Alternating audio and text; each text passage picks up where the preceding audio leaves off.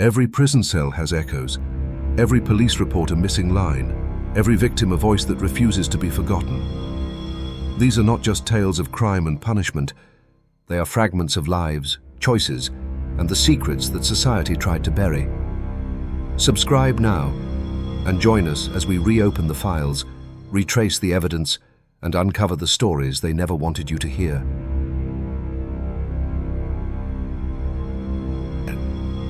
The first scream came at 2:43 a.m. It sliced through the concrete corridors of Missouri's North Point Correctional Facility like a siren in the dark. Guards rushed down the hallway, boots hammering the floor, flashlights cutting through the haze of dim security lights.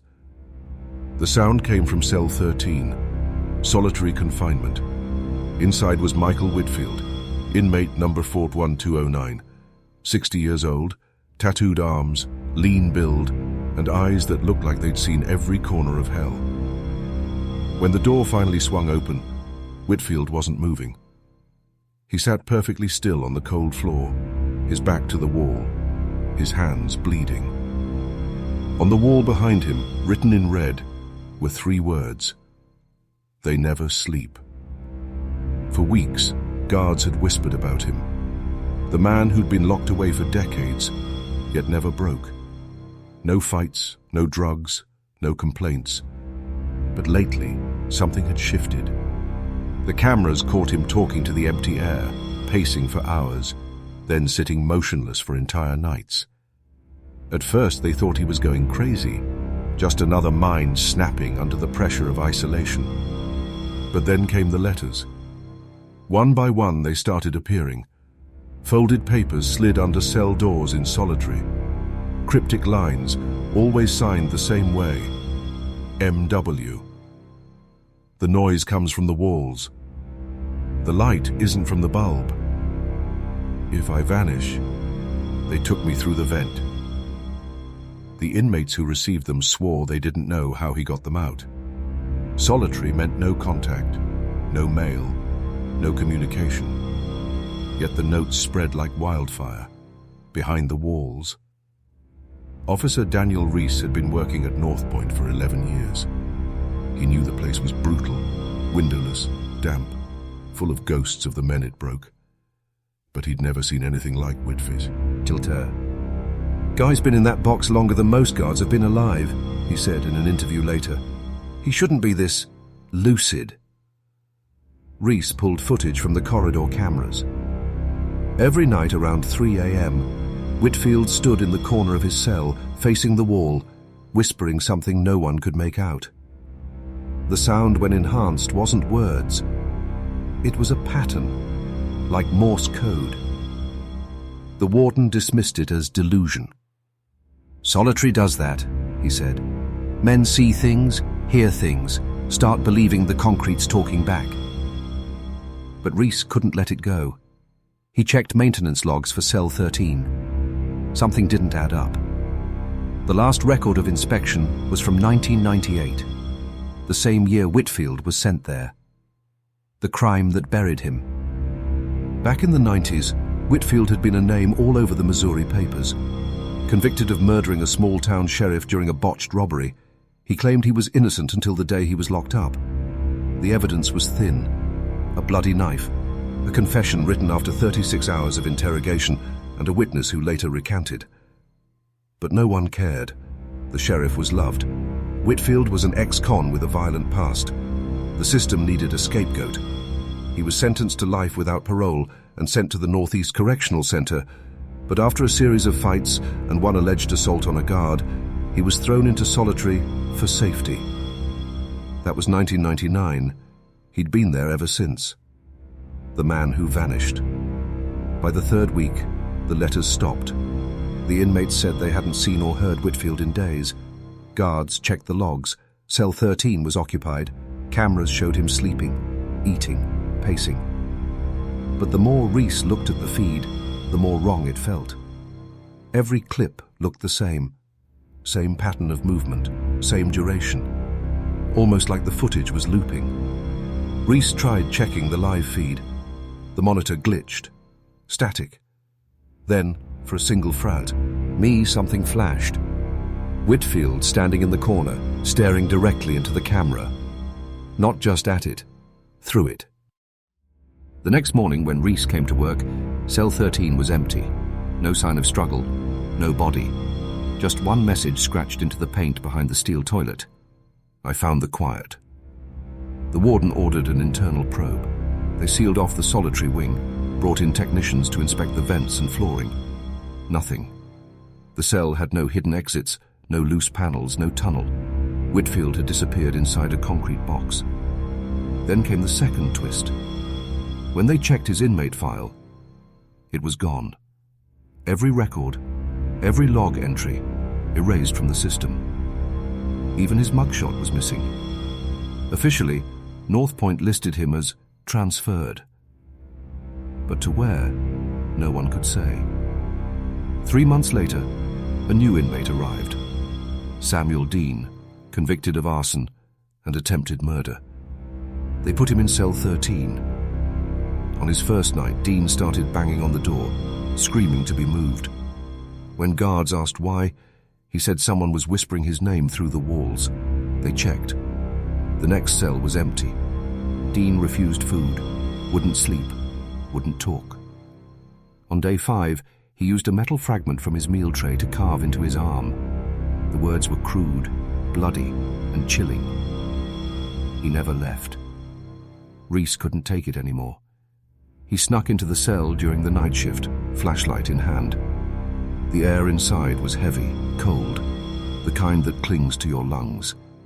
He ran his fingers along the concrete wall, feeling every groove and crack, until he hit something. A section near the floor sounded hollow. He pulled out his baton, chipped away the edge, and a chunk of plaster fell off, revealing a small space behind the wall.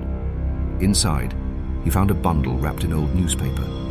When he unwrapped it, there were 3 things inside: a rusted key, a torn piece of inmate clothing with MW stitched on it, and a cassette tape marked 1999, Interview Room 3. Reese played it the next morning. Static filled it. A room, then a voice. Young, scared, trembling. "You want me to say I did it? Fine, I did it. Just stop the lights. Please, they never go off." Then another voice, deeper, colder. A guard. "That's not for me to stop, son. That's the system." The tape clicked off. Reese sat there for a long time, realizing something awful. The voice begging on the tape wasn't Whitfield's. It was his cellmate's. From 1999. A man who was reported dead before Whitfield was ever placed in solitary. When Reese returned to cell 13 the next day, the wall he'd broken was sealed again. Freshly plastered, smooth, untouched. The warden claimed no one had been in the room, and taped to the door, under the cell number, was a note written in perfect handwriting. "Stop digging, Daniel. The walls remember everything." The morning after the note appeared, North Point Correctional Facility went on lockdown. No one spoke it aloud, but every guard knew something wasn't right. Officer Daniel Reese sat in his car outside the gates, engine running, hands gripping the steering wheel. The note replayed in his mind, over and over. "Stop digging, Daniel. The walls remember everything." Who wrote it? The handwriting was clean, calm. Nothing like the shaky scrawl from the inmate letters. It looked official, like someone who worked there. Reese hadn't slept. He'd listened to the tape at least 10 times. The more he listened, the more he noticed it wasn't just the voices. There was a faint hum in the background, mechanical, rhythmic, almost like a generator. But North Point's interrogation rooms didn't have any machines like that in '99. He checked the old blueprints of the prison later that morning. There was an interview room 3, but it wasn't listed on the current maps. It had been sealed off 2 decades ago, after an incident. The paperwork said maintenance issue. But there were no repair records, no work orders, no logs. Just a line that read, "Restricted access, Ward B." And right beneath it, in fading ink, Authorized personnel: Warden McCool, Officer P. Hartman, Monsieur Whitfield. Whitfield's name. The same man who supposedly vanished into a wall. Getting into Ward B wasn't easy. Reese had to bypass 2 security gates and bluff his way past another officer who barely recognized him in the low light. The corridor beyond was colder, older, untouched. Paint peeled from the walls, mold crept from the corners, and the air smelled like rust and memory. At the end of the hallway was a heavy steel door welded shut. Stamped into the metal were faint letters, IR3. He ran his flashlight across the seams. The welds looked fresh. Too fresh for a door that should have been sealed for 20 years. He rested his ear to the cold surface. Nothing. Then, faintly, he heard it. The same humming noise from the tape. His pulse quickened. He called out, "Hello? Anyone in there?" Silence. Then a slow scrape came from inside. Reese called maintenance and demanded it opened under inspection protocol. It took hours to cut through. When the door finally swung open, dust poured out like smoke from a crypt. Inside, the room was small and bare. Metal table, 2 chairs, and a single tape recorder sitting in the middle, plugged into an outlet that shouldn't have had power. A fan hummed in the corner. It was on. On the far wall, a dark stain had spread across the concrete, roughly the size of a human body. Reese's flashlight shook slightly in his hand. He stepped closer and noticed scratch marks along the table's edge, hundreds of them, carved over years. In the center of the table, etched deeper than the rest, were 2 words: I confessed. The cassette player clicked. Reese froze. The reels began to spin on their own. A voice filled the room. "I told you I didn't do it." "Then why are you here, Mike?" "Because you need someone to blame. You always did." The sound of breathing. Then a scuffle. Something heavy hitting the wall. A muffled shout. Then silence. The voice that followed was one Reese hadn't heard before. Calm. Low. Commanding. "Bury the file. Bury him too." Reese yanked the tape from the player and stumbled out. His stomach twisted as the realization hit. The tape was new. The label on it read 2024, Interview Room 3. But Whitfield had disappeared years ago. When Reese confronted the warden, McCool didn't look surprised. "You shouldn't have gone down there," he said quietly. "Some places aren't meant to be revisited." "Where's Whitfield?" Reese demanded. "Where did you send him?" McCool leaned back in his chair. "You think I run this place?" He smiled faintly. "No, NE runs North Point. It runs itself, always has." The warden slid a folder across the desk. Inside were dozens of papers, all labeled Behavioral Study Program, 1999 to 2005. Names, dates, inmate numbers. Whitfield's file was there, but under Project Meridian. Reese flipped through pages showing isolation logs, notes on psychological conditioning, sleep deprivation cycles, and one chilling line. Subject reports hearing persistent audio after light exposure. Recommends extending trial to 20+ years to observe cognitive collapse. He looked up, his throat dry. "You experimented on him." The warden didn't deny it. "The state wanted results. We gave them a man who wouldn't die. A mind we could watch unravel." Reese felt his chest tighten. "Where is he now?" McCool's eyes drifted to the wall clock. "In the quiet, where all our voices go." That night, Reese returned to Ward B carrying the tape. He couldn't let it end like that, not after hearing the truth. He entered interview room 3 again, heart pounding. The light flickered overhead, the hum louder this time. He placed the tape back on the recorder and pressed play. The static came first, then whispers layered under the noise.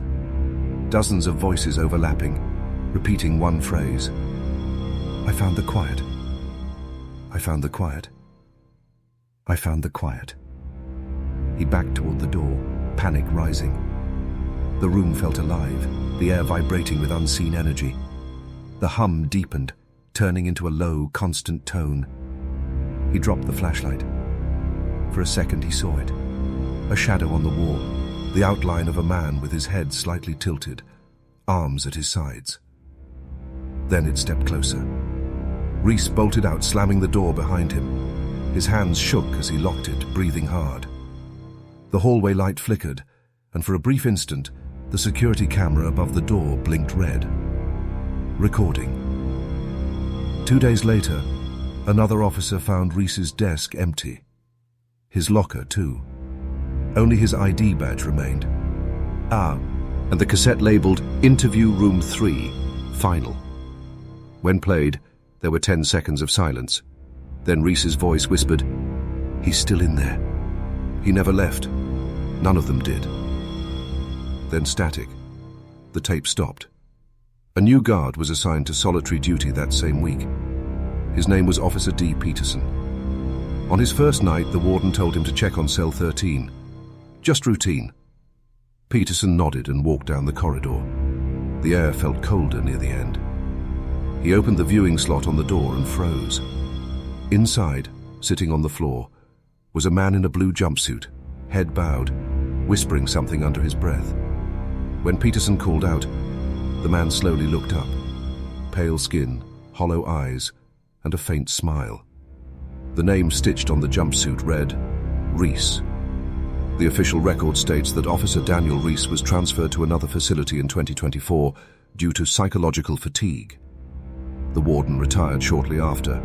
Cell 13 was sealed again. But guards still say that if you walk past solitary after midnight, when the lights flicker blue, you can hear someone whisper from behind the concrete. The walls remember everything. If you think this story was intense, you're not ready for the next one. Hit subscribe, because the next story takes us even deeper, into a prison where silence is more dangerous than violence.